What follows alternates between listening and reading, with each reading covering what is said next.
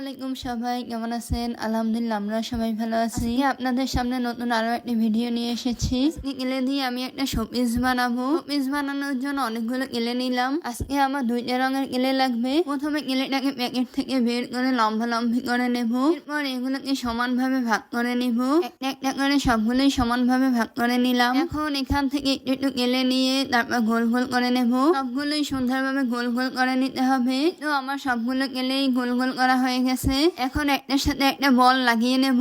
তিনটা করে রাখতে হবে। তারপর নিচে দুইটা, উপরে দুইটা করে নিতে হবে। আপনারা ভালোভাবে খেয়াল করে দেখবেন আমি কিভাবে কাজটা করতেছি। নিচের পার্ট করার পর এখন উপর থেকে আবার লাগিয়ে নিতে হবে। ভালোভাবে একটার সাথে একটা লাগিয়ে নিতে হবে, নইলে খুলে যেতে পারে। এটার কাজ শেষ। এখন সবুজ কালার কেলে নিয়ে নিলাম। সবুজ রঙের কেলেটাও লম্বা লম্বি করে তারপর পিস পিস করে কেটে নিলাম। এখানে একটা ছোট বড় হলেও সমস্যা নাই। এখান থেকে ছোট্ট একটা পিস নিয়ে ডাটের আকৃতি করে নিলাম। এক পাশ মোটা থাকবে আর এক পাশ চিকন করে নেব। ডাটটা এখন ফলটার উপর দিয়ে সুন্দরভাবে লাগিয়ে নেব।